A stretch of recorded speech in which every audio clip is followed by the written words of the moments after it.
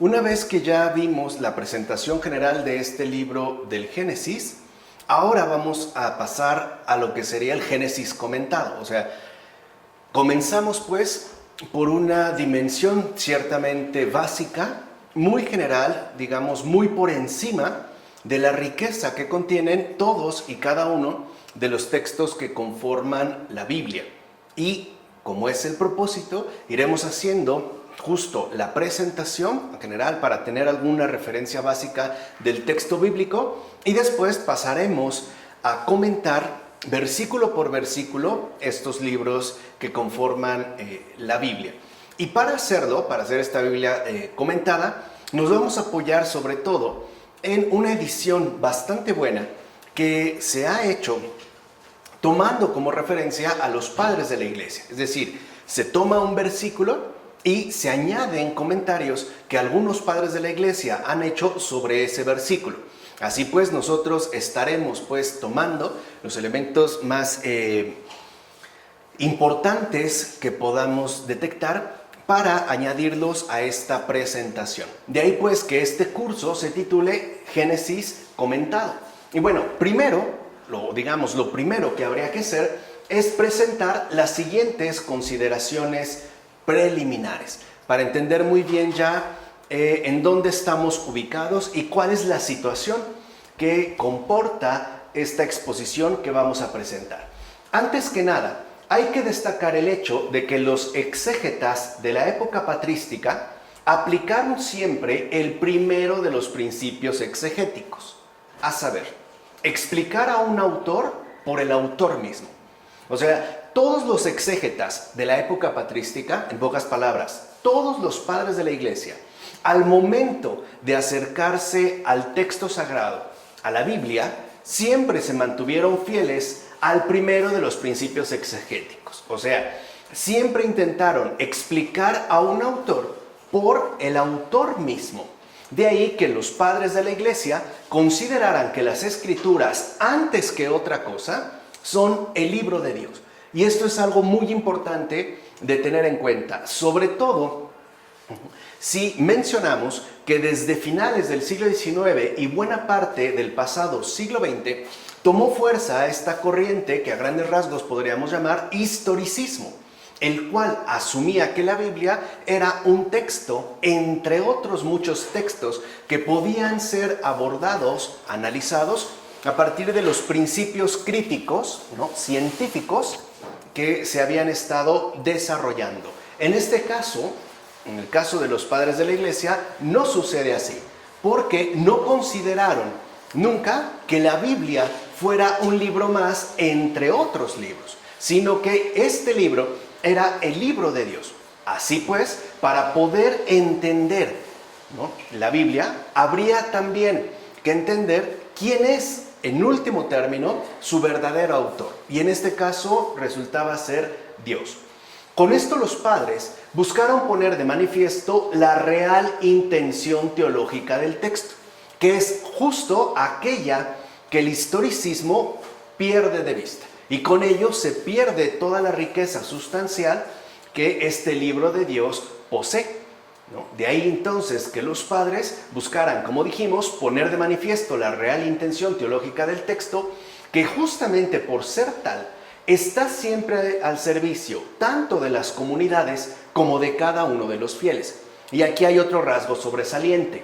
Para los padres, el libro de Dios, es decir, la Biblia, posee ante todo una real intención teológica. O sea, es un designio que Dios nos ha hecho llegar para que sirva de, orientación, de luz, tanto a nivel comunitario como a nivel personal. De ahí pues que entonces la Biblia es un servicio ofrecido por Dios en tanto intención teológica. O sea, sería un beneficio que Dios nos ha querido compartir por medio de sus respectivas revelaciones y también conformaciones. Que de hecho ya nos quedaría más claro este asunto teniendo en cuenta previamente las exposiciones que hicimos, por un lado, con respecto a la Biblia en su entorno, y en un segundo momento con la presentación general de los libros bíblicos. Naturalmente, esto quizá resulta extraño para la mentalidad moderna. O sea, para nosotros quizá en la actualidad esto que hemos mencionado, esto en particular de la real intención teológica que posee la Biblia, nos puede resultar extraño, ya que uno de sus hábitos mentales, o sea, de la postura moderna más persistentes, es justo el control del texto por parte del intérprete. O sea, para el moderno, pues, el texto en realidad pasa a un segundo plano, como que se difumina dentro de la serie de interpretaciones que se pueden ejercer sobre el texto, lo cual evidentemente invierte el orden de las cosas. Es decir, para la mentalidad moderna, ¿no?, lo que realmente cuenta es aquella interpretación que una persona puede realizar tomando como referencia un texto. De tal forma, entonces, que es esta interpretación la que terminará predominando sobre el texto mismo, ¿no? Y además, en esto se escondería otro rasgo ciertamente moderno, que es tener bajo control, es decir, bajo el dominio subjetivo, todas y cada una de las realidades que nos salen al paso. Así pues, para la mentalidad moderna, parece claro e incuestionable que gracias a dicho control, el texto antiguo está siempre sometido al poder, o sea, a la imposición del intérprete en cuestión. Es decir, sus valores, sus supuestos, sus predisposiciones, sus tesis ideológicas y, por supuesto, sus propios intereses. Por eso vemos que en el caso de la modernidad, el texto, como he dicho, pasa a un segundo plano. Queda pues como relegado y en el primer plano se va a destacar ante todo, ¿no?, la interpretación que alguna persona ha realizado en torno a un texto. Pero esta interpretación no es definitivamente algo neutro, ya que en tanto interpretación, ¿no?, manifiesta una determinada postura que a su vez estaría conformada por ciertos valores, supuestos, predisposiciones, tesis ideológica y, sobre todo, algunos intereses que esta persona suele mantener. Ciertamente, este hábito encuentra su base en una convicción en particular que hay que tener en cuenta. Dicha convicción, entiéndase, moderna, es la siguiente: las fuentes de crítica posteriores son más valiosas que el propio texto abordado. O sea, ese es como el principio moderno de la interpretación textual. O sea, aquello que pueda ser dicho mucho después sobre algún texto antiguo será mucho más valioso, importante y relevante que el propio texto en cuestión. O, por decirlo de otra manera, las modernas interpretaciones textuales que se hacen a partir de un texto, así sea la escritura, que no olvidemos, los padres llamaban el libro de Dios, son mucho más importantes y relevantes que el texto en sí mismo. O sea, aquí se destaca ya esta postura subjetiva que en el curso de Filosofía Católica nosotros intentamos justamente poner al descubierto y, por supuesto, corregir. Ahora, este prejuicio conduce entonces a examinar el texto bíblico casi siempre a través de perspectivas histórico-críticas que de hecho son propias de la modernidad. O sea, se aplican criterios actuales a realidades antiguas y por ende, lo primero que ya nos debería de quedar claro es que cuando esto sucede, estas perspectivas, estas metodologías, estas herramientas histórico-críticas no van a ser, al menos no necesariamente, compatibles con la naturaleza, es decir, con la realidad esencial del texto abordado. O sea, de antemano se impondría una especie de quiebre no anacrónico, porque se estaría tratando de entender algo pasado a partir de nuestras convicciones exclusivamente presentes. Entonces, puede decirse que de fondo hay pues una rotunda diferencia de acercamiento y contacto. O sea, para la modernidad, ¿no?, el acercamiento con respecto a un texto particularmente antiguo y por ende el contacto que esto supone es muy distinto al que, por ejemplo, los exégetas patrísticos llevaron a cabo.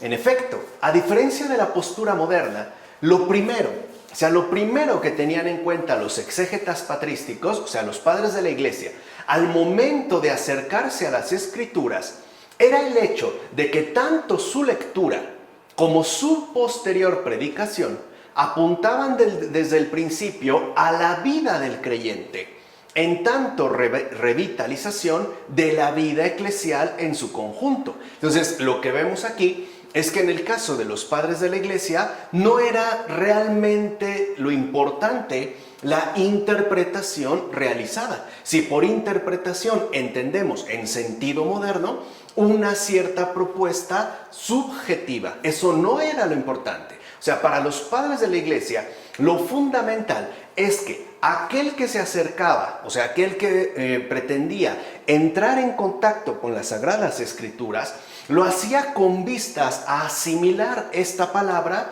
en carne propia. O sea, para que tuviera una repercusión benéfica en su propia vida, o sea, en tanto creyente.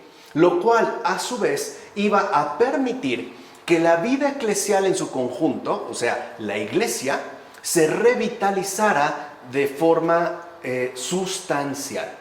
Esta es la gran diferencia, o sea, no se veía meramente como una cuestión aislada, subjetiva, que invitaba a una interpretación más o menos audaz o bien original.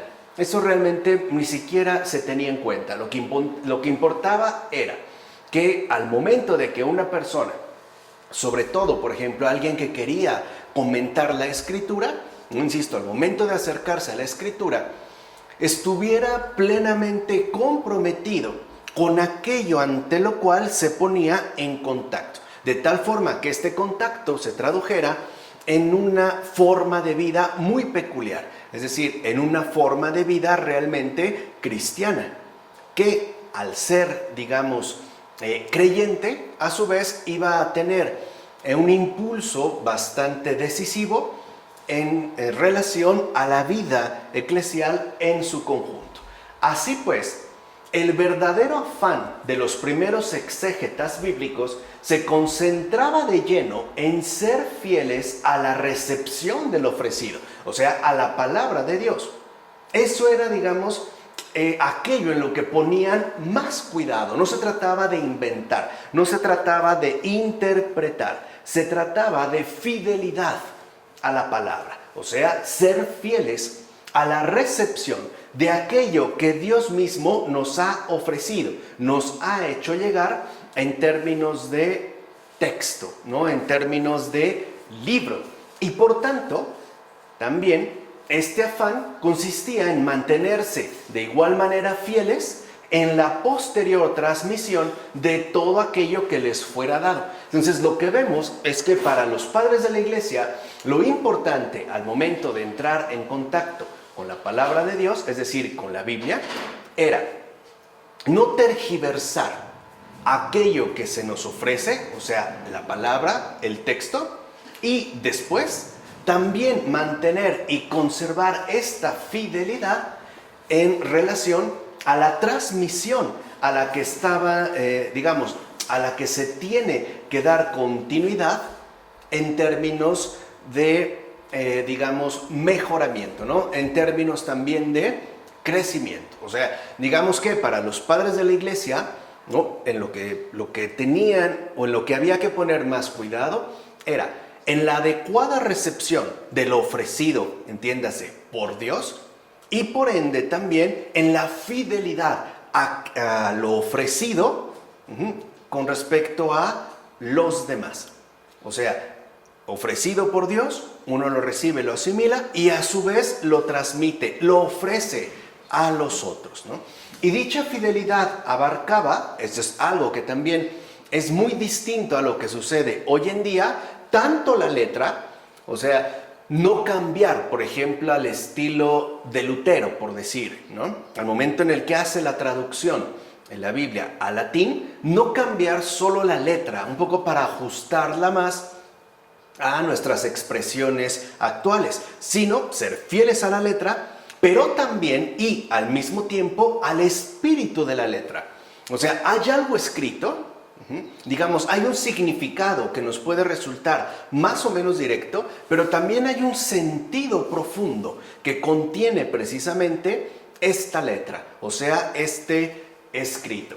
De tal forma que vemos cómo esta fidelidad, ¿no?, implica una comunión profunda con la persona que entra en contacto con la palabra de Dios y a su vez con aquello que esta persona está llamada a recibir en fidelidad y después transmitir. Dijimos la letra y el espíritu de la letra.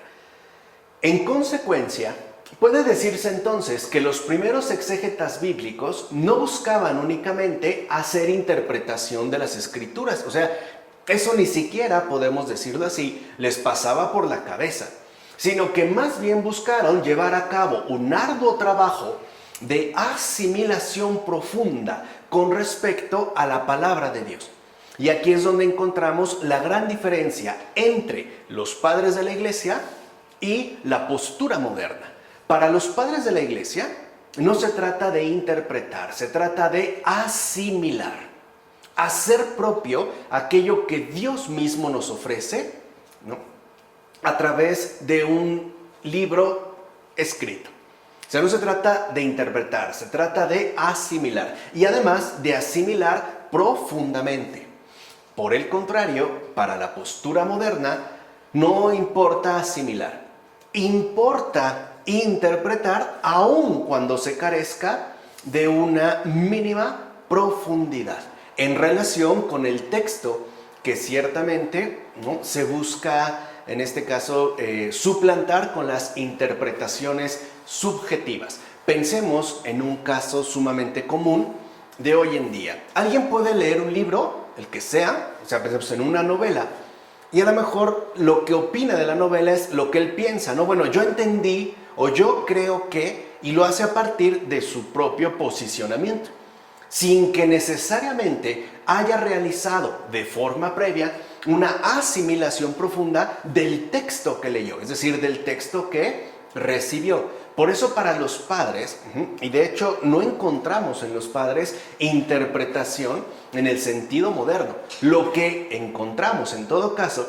es una expresión atinada o lo más pertinente posible de la asimilación profunda con respecto a la palabra de Dios que cada uno de ellos realizó a lo largo de su vida y en su propia existencia.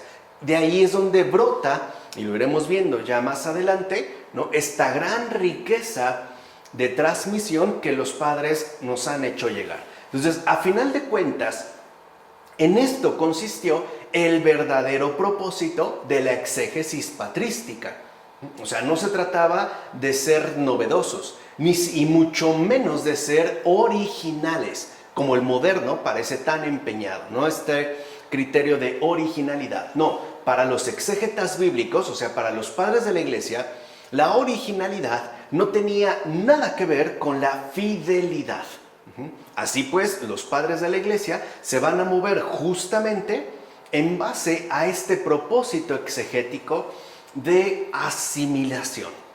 Bien, en efecto, el propósito de la exégesis en el periodo patrístico fue el buscar y recibir con total humildad la verdad revelada que contiene la Escritura. Entonces, lo que vemos es que esta ardua labor de asimilación es a su vez inseparable de una total humildad. Humildad porque no se trata de inventar, se trata de recibir y mantenerse fieles con respecto a la verdad que Dios nos ha revelado por medio de la Escritura.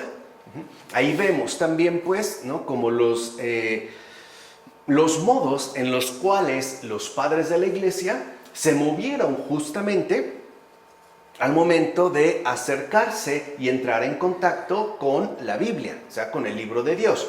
De hecho, no era infrecuente que tal propósito estuviera vetado a todos aquellos que, fuera por la razón que fuera, no estaban ni preparados ni dispuestos a ponerla en práctica. O sea, aquí vemos algo importante. Primero, había que estar preparados para recibir con humildad la verdad revelada que contiene la Escritura. Pero no bastaba con estar preparados. Había que estar al mismo tiempo dispuestos a recibirla para transmitirla, es decir, ponerla en práctica. Entonces, lo que vemos de fondo es que la comprensión de la Escritura, y eso es algo que de manera evidente se manifiesta en todos y cada uno de los textos exegéticos de los padres de la Iglesia, ¿no? Esta comprensión, digo, requiere un claro y decisivo compromiso de vida. O sea, la verdad no es neutral. Nos invita, en efecto, a asumir un compromiso definido de vida en relación e inseparablemente de ella en tanto verdad. O sea, en tanto verdad revelada por Dios mismo. Así pues vemos cómo, en el caso de los padres de la Iglesia, comprender la Escritura no es elaborar ideáticamente mil y una interpretaciones, hipótesis o suposiciones. No, más bien comprender la Escritura es recibir por completo esta verdad revelada, o sea, asimilarla profundamente, y que esta asimilación a su vez se vea reflejada en un compromiso definido de vida. O sea, en pocas palabras, la comprensión de la Escritura requería, a final de cuentas, el compromiso de ser cristiano. O sea, este era, digamos, como el desafío fundamental. Les decía, no era tú que entendiste. O sea, si a lo mejor nosotros le preguntáramos a un padre de la iglesia sobre un pasaje de la Escritura, ¿tú qué entendiste?, no entendería, paradójicamente, nuestra pregunta, ¿no? Porque pareciera que lo que nos interesa es aquello que él subjetivamente ha podido elaborar. En todo caso, la pregunta, y creo que eso es algo que debemos mejorar en la actualidad, sobre todo por cuestiones pedagógicas, por verdaderas motivaciones de enseñanza, ¿no? La pregunta acertada sería, por ejemplo, para un estudiante actual, ¿no? Y es como podríamos, digamos, platicar con los padres de la iglesia, la pregunta no sería ¿qué entendiste?, sino ¿qué dice el texto? O sea, esto es muy diferente. Puede ser que yo no entienda algún pasaje, no obstante, puedo, ¿no?, repetir, es decir, ser fiel a la letra y repetir lo que el texto dice.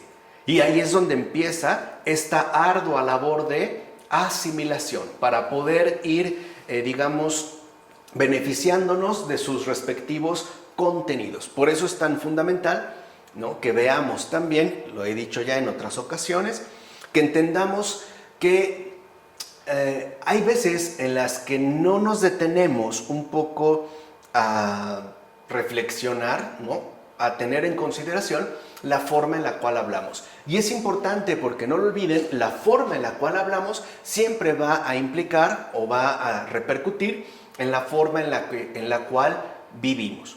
Incluso creo que para un profesor es muchísimo más sano, ¿no?, al momento, por ejemplo, de dejar un control de lectura, no preguntar ¿qué entendiste? Porque puede decir mil y un cosas. ¿Y cómo podrías decir que está mal? Si eso es lo que él ha entendido, es decir, lo que ha podido interpretar o elaborar en términos propios, o sea, subjetivos. No, otro criterio distinto sería ¿qué dice el texto?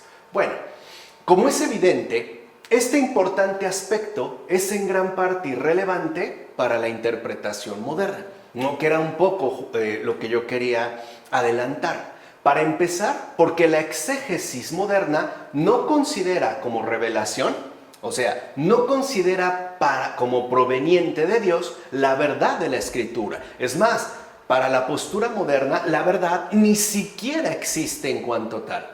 Lo único que al parecer se conserva de ella es una relativización, ¿no? Por eso el gran Joseph Ratzinger tenía, digamos, como enemigo número uno el relativismo. Y además, porque dicha exégesis moderna ni siquiera se somete personalmente a los requerimientos que exige la recepción de la verdad. como les decía, no importa si uno se encuentra en condiciones o no para entrar en contacto con la verdad revelada, y mucho menos si estamos o no dispuestos a asumirla con seriedad en términos de un compromiso definido de vida. Aquí veríamos estos dos elementos por demás importantes. El hecho de que en la modernidad se niega, ¿no?, que la escritura sea revelación proveniente de Dios, o sea, se niega que ahí haya la verdad revelada, y además porque el exégeta moderno ni siquiera se autocuestiona si está en condiciones o no de acercarse y entrar en contacto con el libro.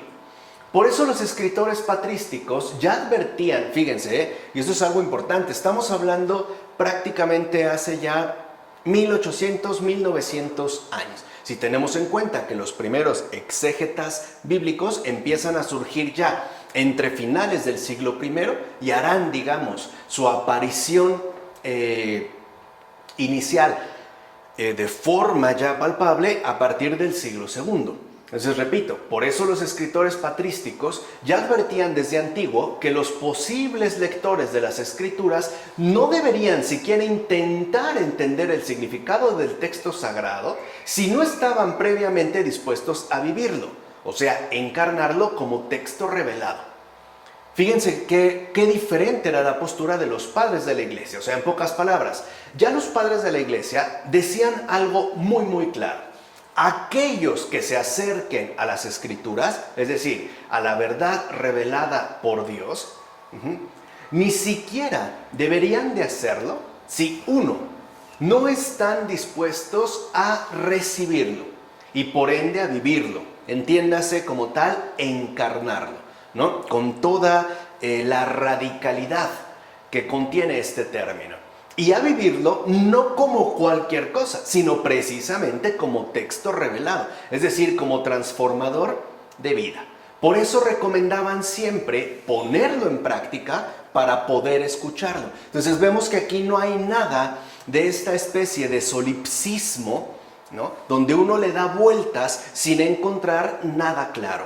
No, para poder en todo caso escuchar el texto, es decir, recibirlo, lo primero que había que hacer era ponerlo en práctica, es decir, vivirlo, cosa que hoy al parecer no se fomenta para nada y tampoco en otros ámbitos.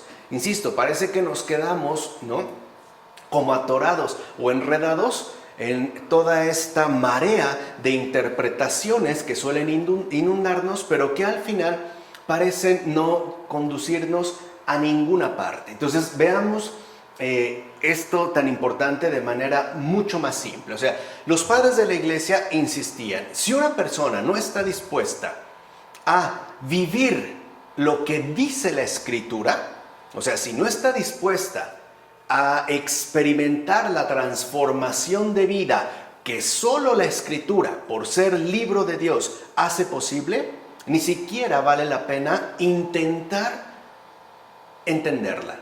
O sea, ni siquiera valdría la pena, ¿no?, leerla por leerla. Por eso los padres, repito, eran tan insistentes en que si nos preguntáramos, o sea, si cuestionáramos nuestra propia condición de vida.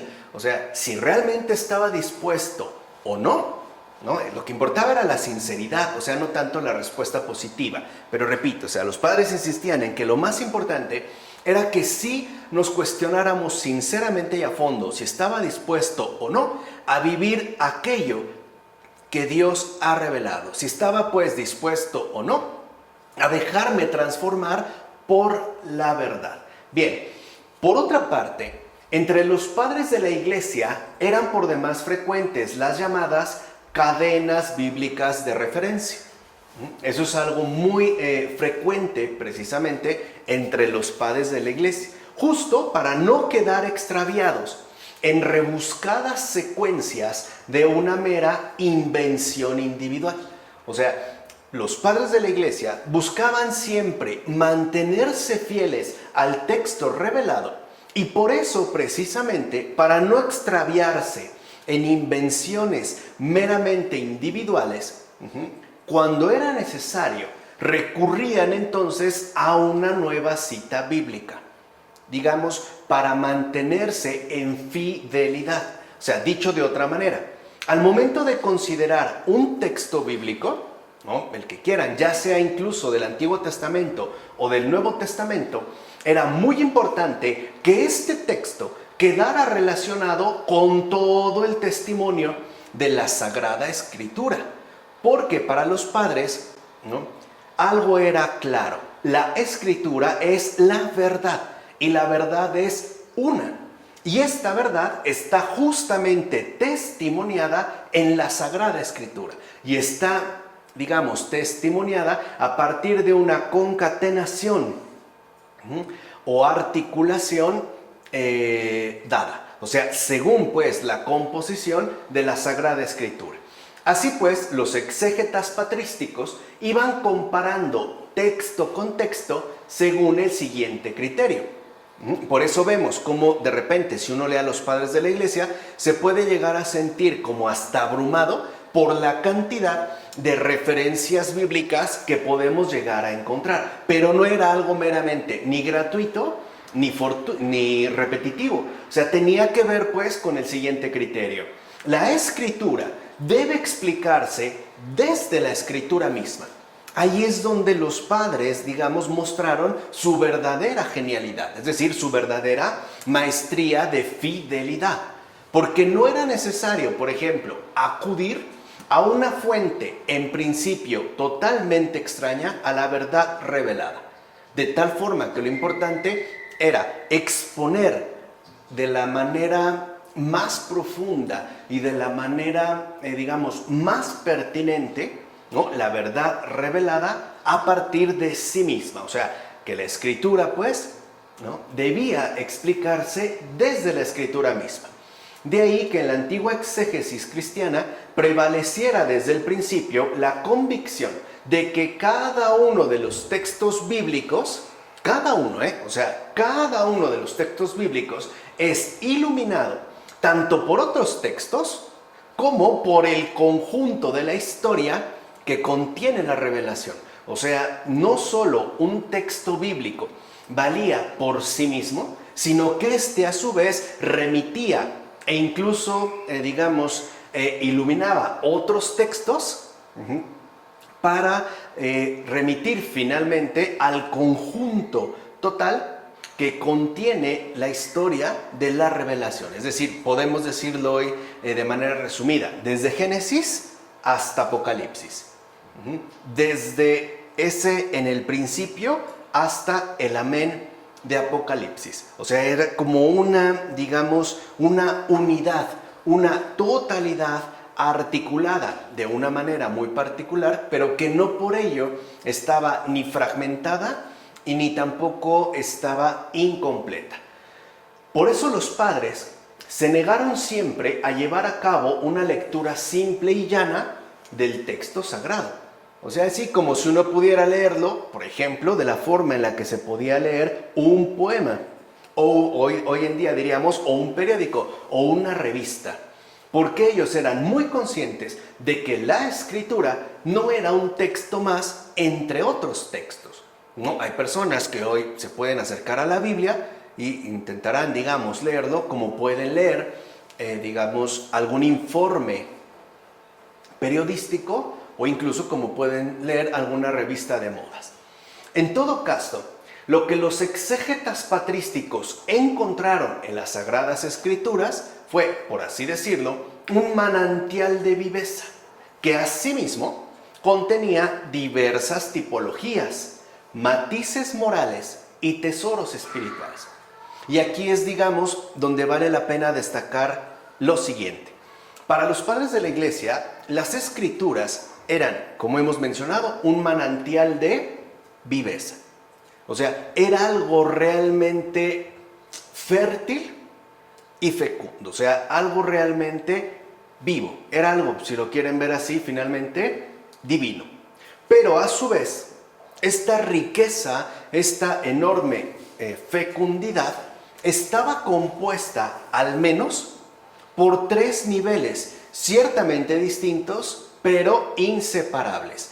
El primero eran las tipologías, o sea, el hecho de que se nos ofrecían ante todo tipos muy particulares, tanto de situaciones como de personas. Así también se nos ofrecían, otro elemento eran los matices morales, que tenían que ver pues de manera mucho más directa y clara con nuestro respectivo comportamiento humano. Y finalmente, pero no por ello al último, o sea, por dejarlo al último, este manantial de viveza también contenía tesoros espirituales que era necesario expresar y, por decirlo así, articular de una manera clara. De fondo, los exégetas patrísticos estaban plenamente convencidos que la Sagrada Escritura estaba por demás iluminada. O sea, lo que les decía era fértil, fecunda, ¿no? Riquísima y era luz. O sea, literalmente luz de vida. Entrara por donde uno entrara a la Escritura, encontraba esta luz que iba creciendo en intensidad según las cadenas bíblicas de referencias. O sea, lo que buscaban los padres, pues, con estas cadenas bíblicas de referencias, eran justamente mostrar la intensa luminosidad que contiene la Escritura. Por ello, ¿no?, era justo que estas cadenas bíblicas de referencias, pues, eran las que ponían al descubierto esa intensidad de iluminación que había que ir descubriendo y destacando poco a poco. O sea, no era algo que se pudiera... o era algo a lo que se pudiera acceder de una manera repentina, sino que involucraba un trabajo arduo para irlo, ¿no?, poniendo al descubierto y, por supuesto, también para ir destacando esta intensidad de iluminación. Por cierto, cuando la antigua exégesis reúne muchos textos de la Escritura a la vez, y esto también es importante para todos aquellos que ojalá ya se animen a retornar a las fuentes vivas de los padres de la iglesia, ¿no?, y encontremos que a lo mejor algún padre de la iglesia reúne de momento muchos textos de la Escritura a la vez. Por ejemplo, hace una cita, ¿no?, del libro de Daniel, luego una cita del Génesis y a lo mejor después una cita de una carta de San Pablo o del Evangelio de Marcos, etc.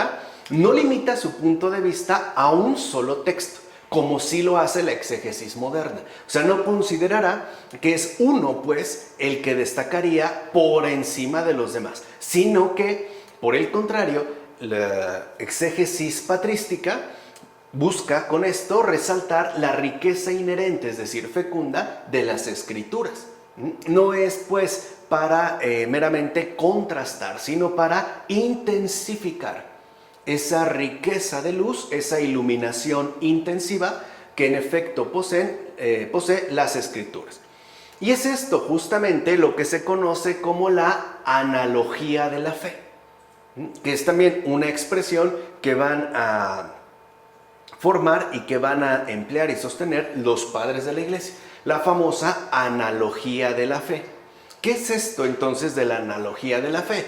Pues la relación de cada texto en particular con el conjunto total de la revelación.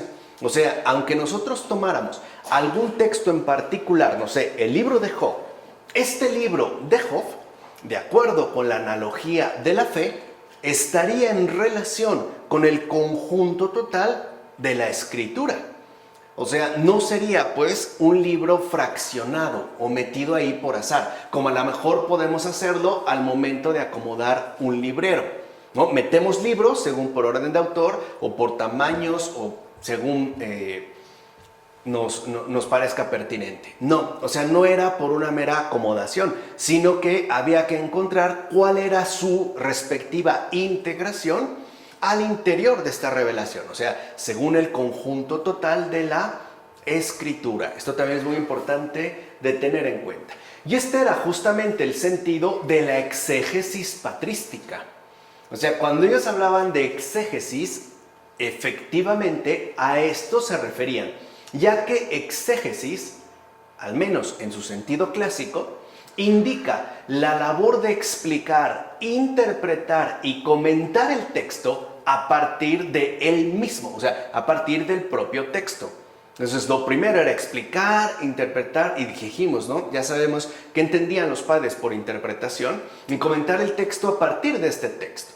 Entonces, la exégesis, en su sentido clásico, sostenía que en el propio texto se encuentran pues sus significados, sus conexiones y relaciones de configuración. O sea, el propio sentido de la escritura se encuentra dado en la escritura misma.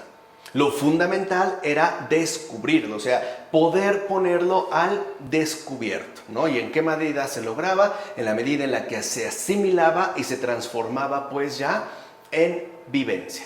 Por tanto, esta exégesis implica una lectura atenta y muy profunda del texto.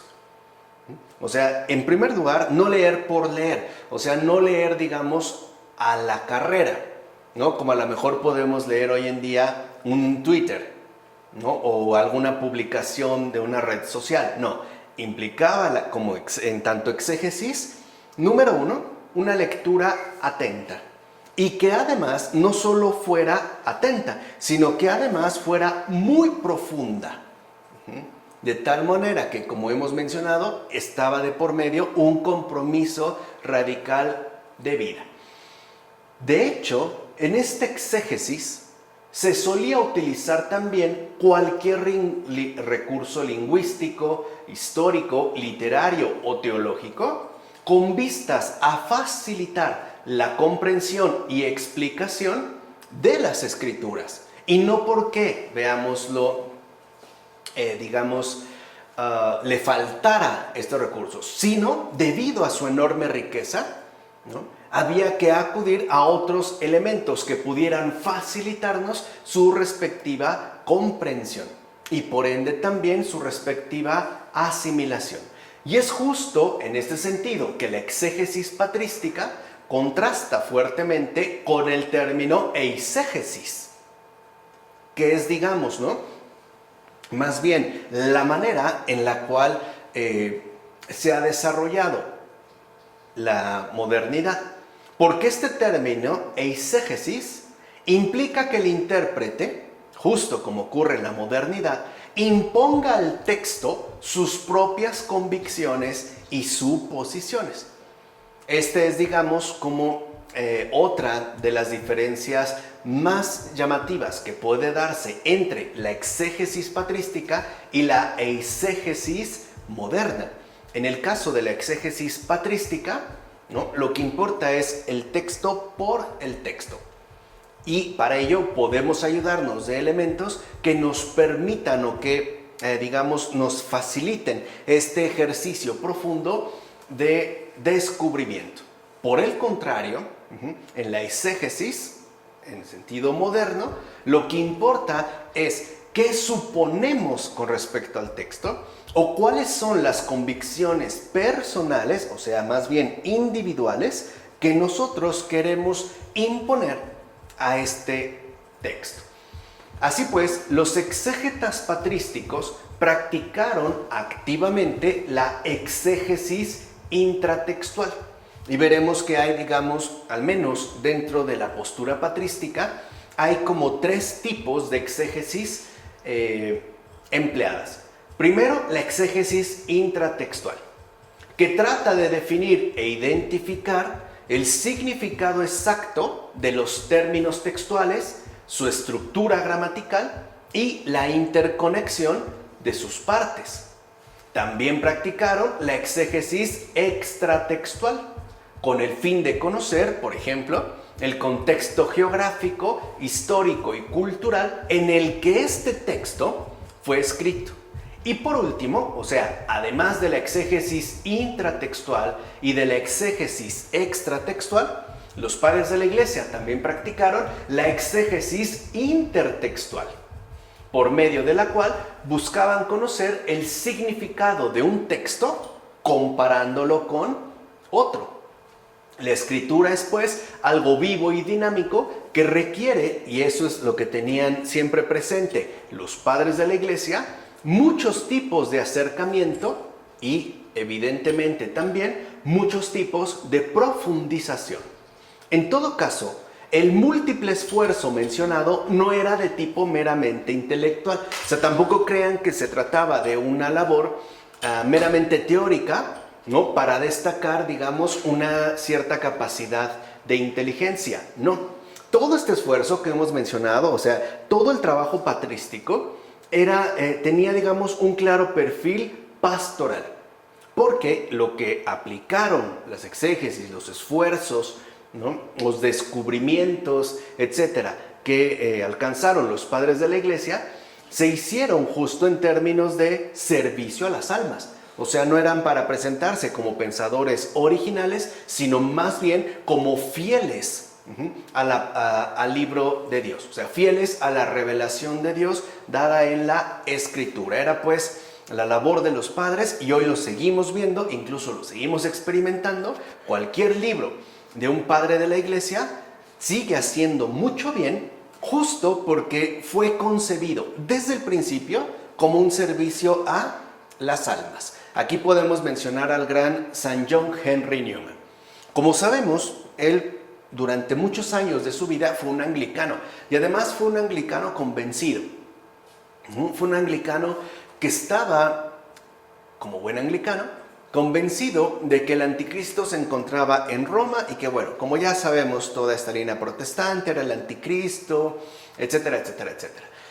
Y él se propuso, uno lo puede leer en su Apología Pro Vita Sua, digamos su autobiografía como tal, él se propuso, llegado el momento, mostrar que la verdadera continuación de los apóstoles, o sea, la verdadera sucesión apostólica, era justo la que se encontraba en la iglesia de Inglaterra, o sea, la postura anglicana, y no en Roma, ¿no? Roma era el extravío.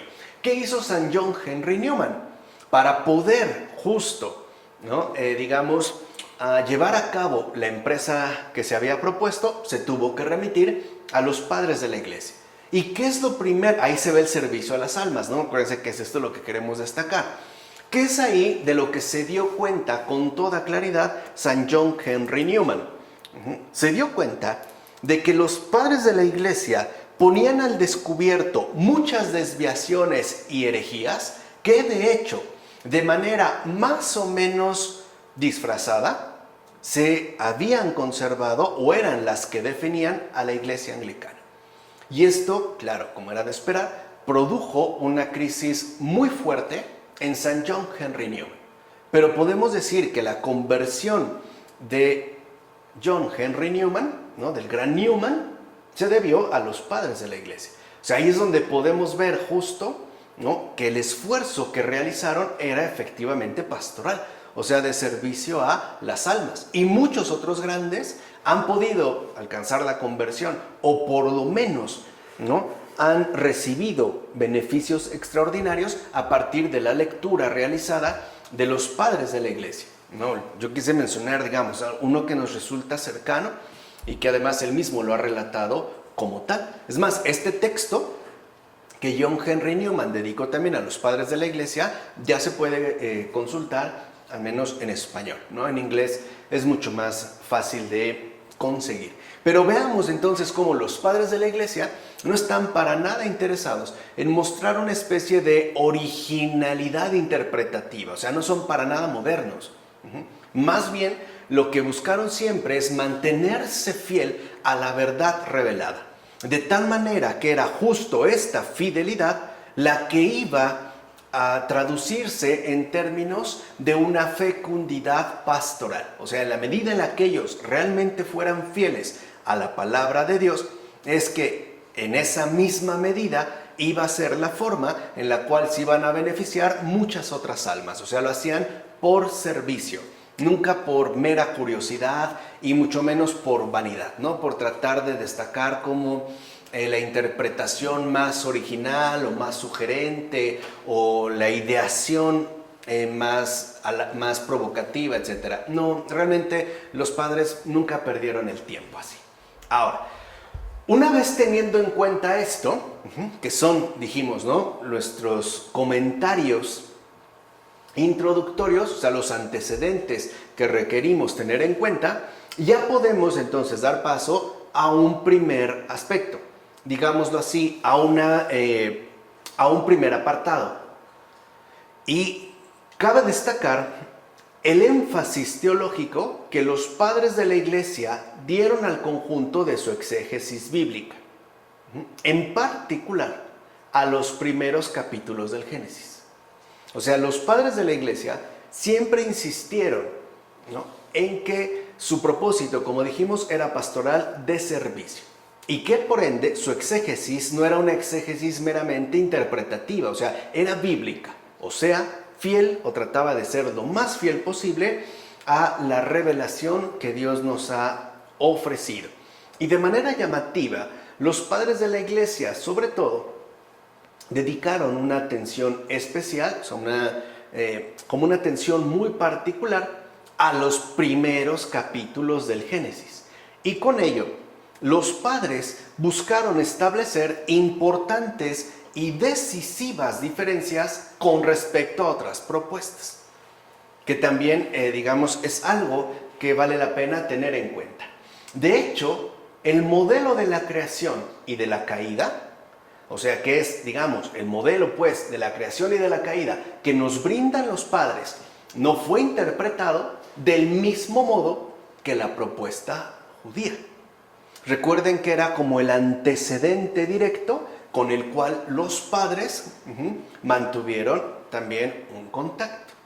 Para esta última, o sea, por ejemplo, para la propuesta judía, la caída no fue y no es, o sea, no fue lo que nosotros llamamos el pecado, si lo quieren decir, el pecado original. No, la caída no fue para la propuesta judía y no es un cataclismo en la historia de la humanidad.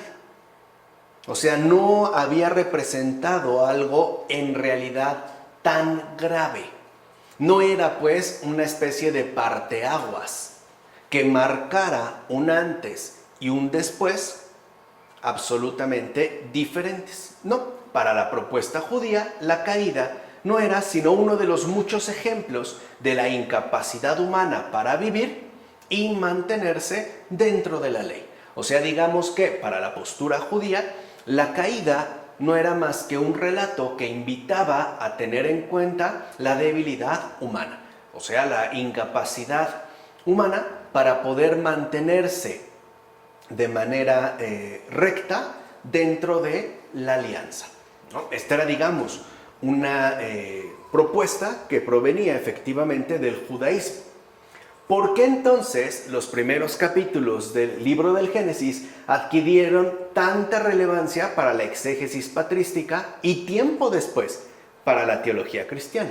O sea, ¿por qué si digamos, dentro de la propuesta judía, los primeros capítulos del Génesis, en particular, por ejemplo, al referirse a esta cuestión de la caída, parecía esta propuesta no haberle dado como mucha importancia o quizá mucha relevancia a la caída? Porque para los padres sí, y en particular, posteriormente, para la teología cristiana. Bueno, una de las razones principales se fundamenta en la concepción que San Pablo tiene de Jesús como el segundo Adán. Recuerden que para la propuesta judía, Jesús no, digamos, tiene ningún papel definido. Vamos, no cuenta. Pero para los cristianos sí. Esto es lo que va a marcar, en principio, la gran diferencia. Y el primero, o digamos, más bien, aquel que va a señalar justo esta continuidad, pues, entre el Antiguo Testamento y el Nuevo Testamento, va a ser el apóstol San Pablo. Por ejemplo, cuando dice en la primera carta a los Colosenses, capítulo 15, versículo 22, lo siguiente: y así como en Adán todos mueren, así también en Cristo todos serán vivificados. Entonces, si lo ven, Pablo ya establece una continuidad entre, ¿no?, lo dado, o mejor dicho, entre lo acontecido según el Antiguo Testamento y lo sucedido a partir de Cristo. Aquí vemos ya esta referencia. Ciertamente, si el significado de Cristo se resume y destaca por medio del contraste entre él y Adán, entonces la historia de Adán pues va a cobrar una importancia medular para poder entender la caída de la condición humana. O sea, digamos, para Pablo era muy importante que nosotros nos diéramos cuenta cómo Adán finalmente nos había conducido a la muerte, mientras que Jesús, el nuevo Adán, nos había reconducido a la vida. De hecho, el paralelismo entre Adán y Cristo llegó a ser clave para entender el significado de Cristo mismo. O sea, el propio Jesucristo no venía pues de la nada. No es que hubiera surgido, digamos, sin relación alguna. No, había, digamos, emergido de toda una sucesión de acontecimientos que al final resultaban ser inseparables del Antiguo Testamento, ¿no? Incluso del propio Génesis. Veamos. La desobediencia de Adán es contrastada con la obediencia de Cristo. Así se destaca el modelo ejemplar de la caída y por contraste el que corresponde a la salvación. Entonces vean ya lo que Pablo había, digamos, expresado y aquello que los padres fueron cada vez profundizando más y más. Por ejemplo, dentro ya, ¿no?, de la perspectiva, más bien de la propuesta cristiana, la desobediencia de Adán tenía, digamos, un significado muy particular. Pero este significado solamente aportaba su respectiva luz, ¿no?, al ser contrastado, ¿no?, Adán con Cristo. O sea, en pocas palabras, gracias a Cristo, la figura de Adán se ilumina y nos brinda su respectiva aportación. De tal forma que entonces quedaba, digamos, más al descubierto cómo en la caída, ¿no?, en este caso asumida por Adán, conduce ciertamente a la perdición. Por el contrario, con Cristo, lo que realmente se ha hecho, digamos, pleno es la salvación. Además, y vean cómo estamos, simple y sencillamente, en los primeros capítulos del Génesis. Además, el árbol de la ciencia del bien y el mal ahora se contrasta con el árbol madero de la cruz. Vean cómo aquí hay también, ¿no?, otro paralelismo importante. En el Génesis se hablará del árbol de la ciencia del bien y el mal. Ahora, con la propia luz de Cristo, este árbol será a su vez contrastado con el árbol madero de la cruz. Sobre todo, teniendo en cuenta que la misma palabra gilon en griego y lignum en latín significan tanto árbol como madero. O sea, las dos palabras gilon y lignum, griego y latín, significan o bien árbol o bien madero. Pueden ser usadas, pues, en los dos sentidos. Por su parte, Eva es ahora comparada con María. O sea, si lo ven, es ya a la luz que se ha manifestado que todo lo precedente adquiere a su vez su respectiva luminosidad, o sea, su respectiva iluminación teológica.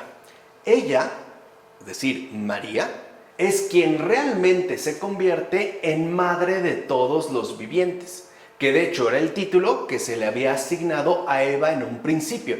Por ejemplo, en el libro del Génesis, capítulo 3, versículo 20. Mientras que Eva ahora más bien se quedó como madre de los que viven muertos. Vemos cómo aquí también aparece ya, ¿no?, este contraste que permite detectar la aportación teológica, aunque en este caso negativa, de Eva, lo mismo que Adán. Entonces, en esto, dicho sea de paso, se puede vislumbrar un principio de la exégesis patrística y que, repito, nosotros podemos ver ya ejemplificado, ¿no?, en cualquier obra de un padre de la iglesia. La Biblia cristiana, este es el principio, uno de estos principios de la exégesis patrística, la Biblia cristiana se desenvuelve dentro de un paralelismo vivo entre el Antiguo y el Nuevo Testamento. O sea, no son separables, pues. El antiguo, lo que ahora llamamos Antiguo Testamento y el Nuevo Testamento no son separables, sino que ambos se van desenvolviendo a partir de un paralelismo vivo que los vincula y de hecho los cohesiona a los dos en una misma unidad. O sea, lo que llamaríamos la revelación, o sea, la escritura. A este tipo de actividad vinculativa normalmente se le conoce como tipología. O sea, cuando empiezan lo que yo les decía, ¿no? Mencionar los padres algunos tipos que han sido expresados en la Biblia, es porque están realizando esta actividad vinculativa. Están estableciendo vinculaciones, o sea, paralelismos vivos entre, por lo regular, el Antiguo Testamento y el Nuevo Testamento. Aunque puede darse el caso que lo den al interior de alguno. Por ejemplo, algún caso del Antiguo Testamento con otro caso del mismo Antiguo Testamento. O bien aplicar lo mismo al caso del Nuevo Testamento. Ahora, con este término, o sea, con este término de tipología, los padres entendían más bien un sólido hábito de pensamiento.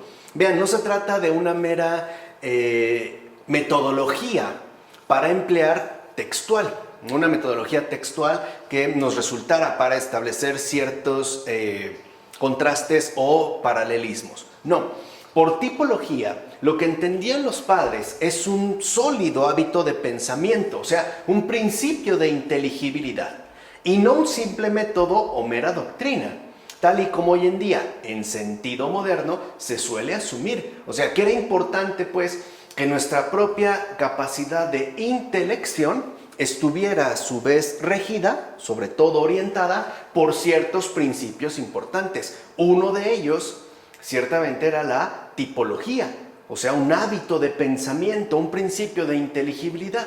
E incluso esta tipología fue definida por los padres con precisión. En efecto, veamos, a esta tipología, entiéndase, a este hábito de pensamiento, a este principio de inteligibilidad, los padres la llamaron, sobre todo en Oriente, en griego, theoría, es decir, contemplación. ¿Qué entendían por contemplación? Profundización en el significado teológico de la Biblia. O sea, al hablar de teoría, justamente los padres entendían esta contemplación. O sea, un principio de inteligibilidad que nos permite llevar a cabo la profundización, o mejor dicho, la debida profundización en el significado teológico de la Biblia. Por su parte, los padres latinos utilizaron el término como aquella figura retórica que expresa una cosa a través de otra, es decir, allegoría, o sea, alegoría. En todo caso, tanto teoría como alegoría es una práctica de intelección bíblica. O sea, es un hábito de pensamiento que los padres no solo asumieron, sino que de igual manera buscaron ciertamente fomentar en los demás. Así pues, esta práctica consiste en hacer que el texto de la Biblia resplandezca con intensidad como un rayo de luz, que a final de cuentas emerge y pasa a través del prisma de la fe en Cristo, que para los padres era la única fuente de luminosidad verdadera. Dicho de otra manera, sin Cristo, todo el Antiguo Testamento queda oscuro. No, no alcanza la luminosidad que de hecho le corresponde. Para eso necesita a Cristo. Y esto fue, dicho sea de paso, lo realmente novedoso que hicieron los padres. Es decir, al momento de entrar en contacto con la Biblia. O sea, si algo hicieron novedoso, digamos, la verdadera novedad de la exégesis patrística consistió en que a partir de Cristo pudieron justamente poner al descubierto la luminosidad verdadera que contiene el Antiguo Testamento. Eso sí, Pero si lo ven, no tiene nada que ver con una invención meramente subjetiva, ni con una mera, digamos, cascada de interpretaciones que carecerían de profundidad. No. O sea, lo realmente novedoso que hicieron los padres al momento de entrar en contacto con la Biblia fue tomarse en serio a Cristo como única fuente de luminosidad para toda la Escritura. Y lo que ahí encontraron fue realmente impresionante. O sea, verdaderos tesoros morales, espirituales, etc. Dicho de otra manera, los padres contemplaron la Biblia para poder recibir todo aquello que Dios mismo les daba. Una donación que, como hemos mencionado, apunta a una transmisión en beneficio de toda la humanidad. Así pues, puede decirse que los padres no usaron la Biblia como un arsenal de argumentos disponible para atacarnos unos a otros. Esto, digamos que no, para ellos la Biblia no se usa, se contempla, se recibe, se asimila, se encarna. Por el contrario, ya que los padres más bien encontraron en las Escrituras un tesoro de múltiples riquezas de divina salvación, o gracia de Dios, por así decirlo, operativa y efectiva, que en tanto tesoro de símbolos, ya que ninguna palabra humana puede recoger las riquezas de la gracia de Dios, encuentra, decimos, ¿no?, su orientación adecuada en la norma de fe. Y los padres hablaban precisamente de esta norma de fe, una antigua expresión que actualmente se resume en el credo o en el símbolo de la fe. De ahí pues que la atención de los padres se centrara de lleno en los fundamentos teológicos esenciales que contiene en sí la propia Biblia. Entre dichos fundamentos esenciales, los padres de la Iglesia darán un lugar destacado a la cuestión de la creación. Por eso les decía, no es casual que los padres se hayan detenido, ¿no?, con gran atención en, sobre todo, los primeros capítulos del Génesis. Pues entender correctamente tal cuestión, es decir, entender la creación a la luz de Cristo, es justamente a su vez comprender adecuadamente a Dios. O sea, entender correctamente lo creado conduce necesariamente a comprender adecuadamente al Creador. Atanasio, por ejemplo, afirmará al comienzo de su tratado sobre la encarnación del Verbo lo siguiente.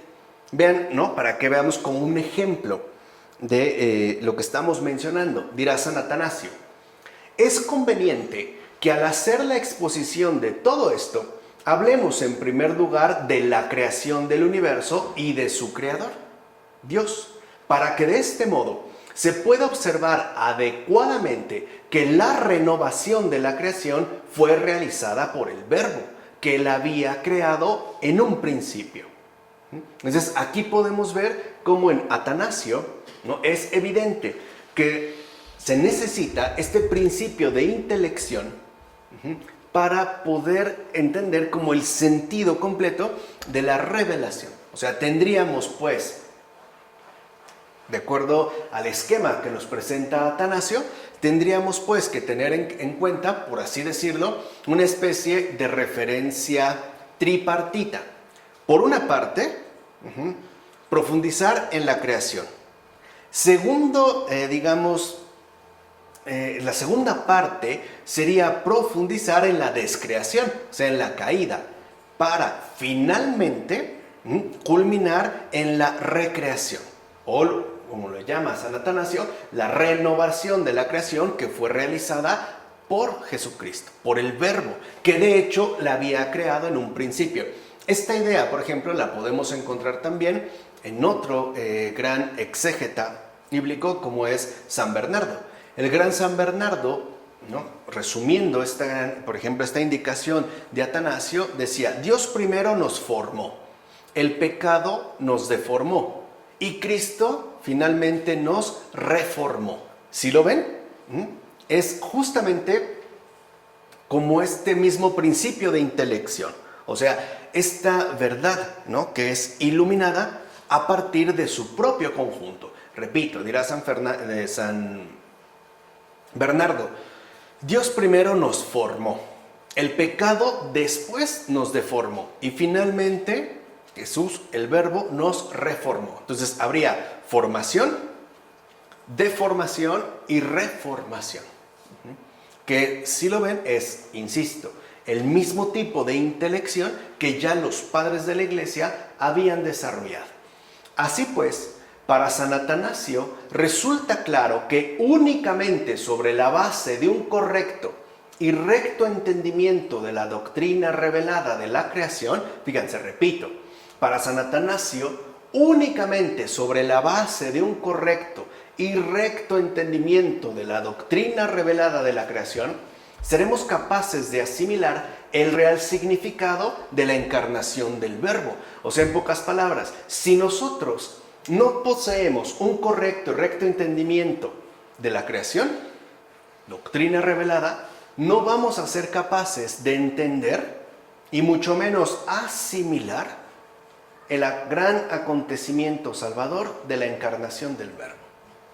O sea, sería pues necesario abordar primero la creación. Sin esto, repito, no vamos a ser capaces de asimilar el real significado, o sea, la gran aportación de la encarnación del Verbo. El significado de la creación, tal y como Atanasio la explica, es que el universo ha sido creado de la nada por medio del Verbo de Dios. O sea, que la creación remite a un antecesor, entiéndase, origen, que de hecho la sustenta y mantiene. O sea, aquí Atanasio, digamos, se va a oponer a estas consideraciones paganas que sostenían que puede haber un Dios creador, alguien que lo ha creado, pero que éste a su vez no se hace cargo de lo que él creó, ¿no? Digamos como que lo crea, lo echa a andar y lo deja por su cuenta. Atanasio dirá que no. O sea que en realidad la creación remite a un antecesor en cuanto tal, o sea, un creador, su origen, que en tanto origen precisamente sigue sosteniéndola y manteniéndola. De ahí se sigue, por ejemplo, que el universo es entonces bueno por principio, o sea, en origen, y por ende que no debemos buscar la razón de su actual deterioro en el Creador, sino en el hecho de que la condición más elevada de la creación la constituye un ser libre, que asimismo es racional. Fíjense este planteamiento de San Atanasio. O sea, con tomarse en serio la cuestión de la creación, no a partir de este principio de inteligibilidad, lo que alcanza es extraordinario. En primer lugar, lo que nos está diciendo es que el universo, entiéndase, toda, ¿no?, la totalidad de lo creado, es bueno. Entonces, el universo es bueno por principio y en origen. Así, si nosotros quisiéramos a su vez captar la razón de su actual deterioro, esta razón no estaría o no remitiría para nada al Creador, sino a que la condición más elevada de la creación, o sea, el ser hecho a su imagen y semejanza, el humano, pues, la persona, es a sí mismo libre. Y no solo libre, sino también racional.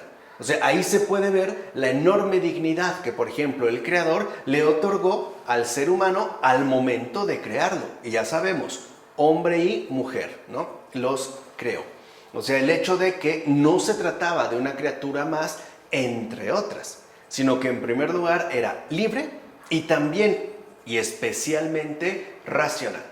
En consecuencia, crear un universo capaz de contener la forma más elevada de bondad significa de igual manera crear un universo que dependiese de la obediencia libre de los seres racionales. O sea, de acuerdo con el planteamiento de San Atanasio, ¿no?, era importante destacar esta libre fidelidad a Dios. No se trataba, pues, de una imposición por parte de él. Dicho brevemente, La caída, pues, fue el fracaso que los seres racionales experimentaron en relación a su permanencia fiel al bien. Así es como, por ejemplo, San Atanasio describe la caída como un fracaso, pero no es un fracaso neutral, sino es un fracaso que remite directamente a los seres racionales que experimentaron en relación, ¿no?, en tanto fracaso, en relación a su permanencia fiel al bien. Pues bien, este fracaso fue el que condujo entonces a un universo más bien caracterizado por la corrupción y la muerte. O sea, ahí vemos que la caída de estos seres racionales, hombre y mujer, varón y varona, en cuanto tal, trajo consigo unas consecuencias impactantes: corrupción y muerte. Sin embargo, la caída, insistirá San Atanasio, no fue el final de la historia, ya que el Verbo de Dios, que creó el universo, vino para vivir como ser humano entre los humanos caídos y así enfrentarse con los poderes de la corrupción y la muerte en carne propia. Vean, aquí también se ve, digamos, otro nivel de profundidad que alcanza el gran San Atanasio. O sea, no solo viene, pues, digamos, para salvarnos de lejos, sino que lo hace a través de asumir en carne propia estos poderes destructivos de la corrupción y la muerte. Estos poderes, por cierto, andaban desatados por todo el universo en tanto consecuencia de la incapacidad humana de mantenerse fiel al bien y por ende a Dios. Así pues, Él vino, el Verbo, el Logos, no solo para vencerlos con su muerte, vean, cosa que de hecho ocurrió, sino que, como añade San Atanasio, también vino para revelar, que es algo todavía mucho más importante, el poder de la vida por medio de su resurrección. O sea, en términos de Adrien von Speyer, no se trata tanto, ¿no?, del pecado que finalmente ha sido vencido, incluso la muerte, sino del triunfo del amor, o como le llama San Atanasio, el poder de la vida que ha triunfado justo por medio de su resurrección. Entonces, en ella, es decir, en la resurrección, la humanidad entera recibe y asume tanto su vida divina como su seguridad en el bien. Puede decirse entonces que toda la exposición, aquí lo hemos tomado como un ejemplo y a grandes rasgos, claro que San Atanasio, en ese libro que además es ciertamente breve, ¿no?, ofrece mucho más, expone la trayectoria del propósito divino, justo como yo les comenté en las palabras de San Bernardo, la cual en efecto pasa de la creación a la deificación. Ya sabemos, ¿no?, qué es la deificación a partir del curso que dimos sobre la terapéutica de las enfermedades espirituales. Una deificación que incluye la glorificación final de la creación y, por supuesto, la glorificación de la humanidad en tanto tránsito, pues, de la caída a la redención. Entonces, la encarnación posee un significado mayor que el meramente humano. O sea, no solo se va a quedar a este nivel, ya que en realidad abarca por completo todo el orden cósmico, es decir, toda la creación en su conjunto. Ciertamente, la dimensión cósmica de creación, encarnación, deificación no suplanta el significado humano del drama de la creación y la redención. De hecho, sucede más bien lo contrario, ya que el ser humano ciertamente tiene un papel cósmico que, según los padres griegos, en parte se expresa en la doctrina del ser humano como un microcosmos, o sea, un pequeño cosmos en el que se refleja ya el cosmos mayor. Por esta razón, la caída de la humanidad tiene consecuencias universales e incluso, por utilizar este término que en la actualidad nos resulta mucho más dramático, la caída de la humanidad tiene incluso consecuencias cósmicas. Hoy como que empezamos, ¿no?, a recuperar esta indicación a partir de los terribles daños que hemos provocado al medio ambiente, o mejor aún, como le llama el Papa Francisco, el terrible daño que hemos provocado en nuestra casa común. Así pues, no solo el género humano está sujeto a la corrupción y a la muerte, tengan en cuenta el alcance, ¿no?, tan enorme que posee el género humano, sino que también lo está el orden cósmico en su conjunto. En todo caso, la justificación definitiva de la doctrina sobre el papel cósmico de la humanidad reside precisamente en la doctrina contenida en Génesis, capítulo 1, versículo 26. O sea, doctrina según la cual el ser humano fue hecho a imagen y semejanza de Dios. O sea, para que se vea también, ¿no?, la enorme relevancia que se le ha dado a esta criatura en particular. Y cabe mencionar que la doctrina del ser humano como portador de la imagen divina apenas aparece en el Antiguo Testamento. Apenas, Fuera del Génesis no aparecen más que en insinuaciones ocasionales. O sea, no hay ya, digamos, como una referencia clara, tal y como se ha mencionado en Génesis. Más bien podrían hablarse de insinuaciones ocasionales. Por ejemplo, en el Salmo 8, versículo 6, o bien en el libro de la Sabiduría, capítulo 2, versículo 23. Y tampoco es algo que se exprese abiertamente en el Nuevo Testamento.